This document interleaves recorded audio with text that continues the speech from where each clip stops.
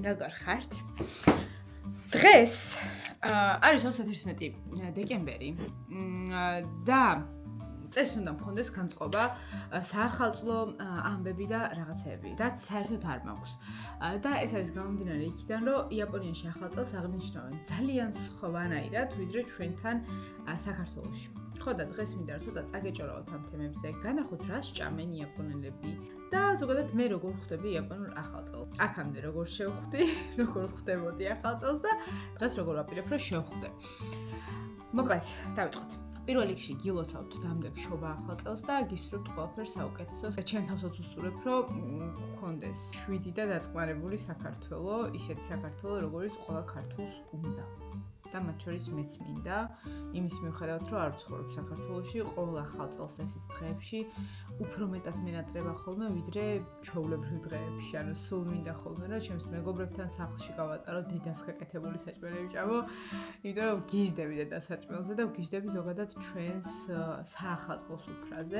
ის spirit, ის სული, ის ქართული სული, რომ იგრძნობა ხოლმე სუფრაზე. მოკლედ, სანამ აბეტირება და ავბღავდები ამ 31-ში, მოკლედ დავიწყებ, როგორი ხდება და საერთოდ რა ხდება იაპონიაში ახალი წლის პერიოდში.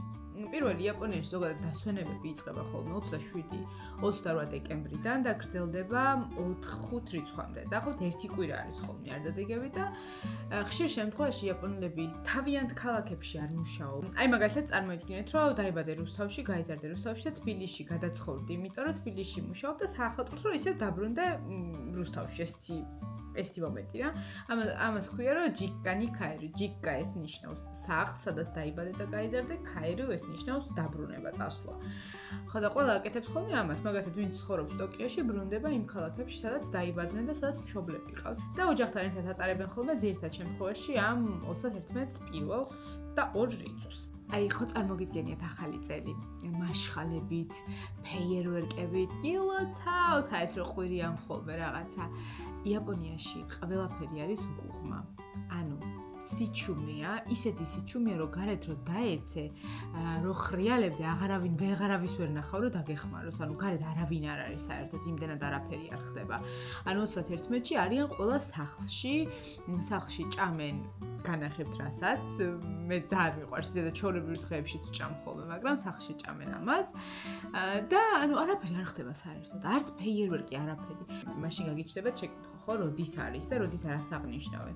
ზაფხულში აქვთ ფეიერვერკები, ზაფხულში აქვთ, ესე იგი 1 კვირა თუ კვირანახევარი აქვთ დასვენება, ამას ქვია ობონ, როგორც მაგალითად ამერიკაში ჰელოვინი.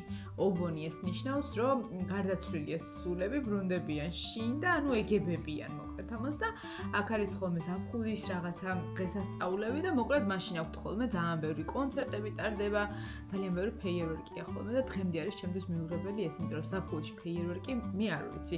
ანუ ვის როცა უნდა მაშინ უნდა გააფეთქოს და გააფეიერვერკოს ცა, მაგრამ ჩემთვის არის რატომაც არის მიუღებელი. მე მგონია რომ ზამთარში ახალ წელს რო ხვდები, მაშინ უნდა იყოს მოჭედილი ცა ფეიერვერკებით. არ ვიცი, თქვენ როგორ ფიქრობთ? მე მგონია რომ ზამთარი არის ფეიერვერკებისთვის, მე მგონია. 31-ში მოკლედ ეს არაფერი არ ხდება საერთოდ, არიან ძალიან შუმად სახლებში და პირველ რიცხვში მიდიან ჰაცმოდე. ეს არის პირველი წლის პირველი დღე, როდესაც მიდიან იმაში შრეინ. როდესაც მიდიან აქ სალოცავ ადგილას. სწავლენ, იყიდიან იმას, რა ქვია, თვალი რო არის ესეთი რაღაცები იყიდება ხოლმე, წინა წლისას დატოვებენ ამ სალოცავ ადგილას და იღებენ ახალს და ახალი მომავალთ. მოკლედ და მე არის რაღაცა მკითხაობის ფურცლებია იქ $1 აგდებ, იღებ და ანუ მაგალითად როგორი წელი გექნება. მოკლედ ამ ფურცელზე წერია ხოლმე რაღაცეები. მე ძალიან მიყვარს ეს პროცესი, იმის მიუხედავად, რომ საერთოდ ვერ ხვდები ამათ ბუდისტურ ტრადიციებს და რაღაცებს, უბრალოდ აი ეს მიყვარს ხოლმე მეგობრები, როდესაც მიდიან ხოლმე, მეც მივყვები. და რატომ მივყვები? ყველაზე მთავარი არის ის, რომ ძალიან ბევრი პატარა მარკეტია, ძალიან ბევრი გემრიელობების ჭამა შეგიძლია და ამის გამო უფრო მივყვები ხოლმე. და რადგან ჩემი მეგობრები არიან და არ აქვს მნიშვნელობა ბუდისტები არიან თუ ვინები არიან, მე როგორც ჩემს მეგობრებს ყოველთვის ყველანაირად ვცემ ხოლმე პატივს. ეხლა დავიწყოთ რა სჭამენ იაპონელები ახალ წელს. იაპონელებს აქვთ ნაბე, ეს არის hot pot, ანუ დიდ რაღაც ქვაფში ასხამენ რაღაც გემოიან სუპს, გაჩვენებთ ერთი წუთი. მაგალითად ესეთ სუპს, ეს არის სუპი და ამაში შეგიძლია ჩაყარო ძალიან ბევრი რაღაც, მაგალითად ყველანაირი ბოსტნეული რაღაც რაც შენ გინდა. შეგიძლია ჩადოთ შიგნით თევზი, შეგიძლია ქათმის ხორცი, შეგიძლია ძროხის ხორცი, არ აქვს მნიშვნელობა, მაგრამ ეს არის სუპი. აი მაგალითად რა, ქათმის სუპის წვენი რო გადაინახო და მე რო გამოიყენო ანალოგიური შემთხვევა ესეც. და ამაში ყნიან ხოლმე რაღაცებს და ამას ხო შეჭამენ. 12 საათს სანამ გადაცდება, იქამდე ჭამენ სობა. სობა ეს არის წიწიბურა, ოღონდ დაფქვილი წიწიბურა, წიწიბურის ფქვილისგან არის გაკეთებული noodles. ეხლა განახებთ წუთი გავხსნა. აი, გამოიყურება აი ეს. ეს არის სობას noodles, სობა ქვია. ეს არის წიწიბურისგან დამზადებული რა? noodles, გრძელი noodles-ი და ნუ ეს თემპურა. ხო და აი ამას ჭამენ ხოლმე. მე ეს რა თქმა უნდა ვიყიდე იმაში აქვე მაღაზიაში. იმიტომ რომ ისედაც მიყვარს, ისედაც ვჭამ ხოლმე და ხო და ამას ჭამენ ხოლმე და პირველ რიცხვს ესე ეგებებიან.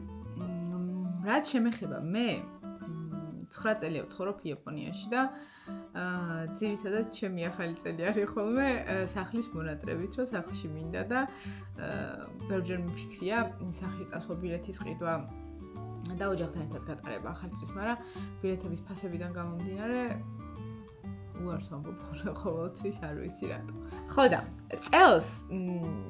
წელსაც მარტო ხვდები ახალ წელს და თუ შევძლებ ხვალ პირველ რიცხვში წავალ და განახებთ იმ პატარა მაღაზიებს, სადაც შეგიძლია რომ გემრიელობები ჭამო, ვფიქრობ რომ ძალიან საინტერესო იქნება. ხო, ეს მინდოდა რომ გამეზიარებინათ თქვენთვის, რომ იაპონური ახალი წელი არ არის ესეთი ახალი წელი, როგორც ჩვენთან არის. აი ესე, აი მეკულე ვარ და შემოვდგი ფეხი, წყალობდეთ ღმერთი და მარჯვენათი შემოვედი და ყველაფერი ბედნიერება, აუ არიქა ეს ტკბილეულის გადაყრა და რაღაცები, საერთოდ არ არის ისეთი რაღაც.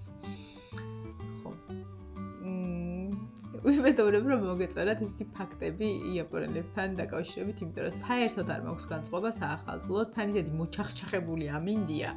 იაპონიის სადაც მე ვცხოვრობ, იქ არასდროს არ თობს ხოლმე აქ და მოჩახჩახებული ამინდია მგონია ზაფხული რო ვიხედები გარეთ და მით უმეტეს არ მაქვს ის რა ქვია განწყობა. იაპონიაში ზოგადად აღნიშნავენ ხოლმე ქრისმას, ანუ კათოლიკურ შობას, მით უმეტეს კათოლიკოსები არ არიან, მაგრამ აღნიშნავენ, არ ვიცი, და ნაძვისხე უდგათ ხოლმე შობას მარტო, როცა გადაცდება შობას და გახდება 26 რიცხვი, ყველა იღებს. ხო და რა ვიცი, ვიმედია მოგეწონათ ვიდეო. მე შევჭამ ამ სობას, წიწიბურის noodles და ეს წიწიბურა სხვათა შორის ძალიან მახსენებს ხოლმე საქართველოს და ძალიან მიყვარს ხოლმე რომ ვჭამ, აი რაღაცნაირად ასე მგონია რომ სახლში ვარ და ძალიან მიყვარს, იმიტომ რომ ბავშვობაში ძალიან ბევრს ვჭამდი ხოლმე, ზუსტად ანალოგიური სუნი აქვს, ანალოგიური გემო აქვს, უბრალოდ არა პატარა მარცვლების სახით, არამედ ეს ფორმაშია ხოლმე. So, ვიმედოვნებ რომ მოგეწონათ ვიდეო, ვიმედოვნებ რომ გექნებათ მშვენიერი ბედნიერი ახალი წელი, ყველაფერი კარგი თქვენ და მომავალ წელს კიდევ ძალიან ბევრ ვიდეოს გაგიზიარებთ ხოლმე. Bye!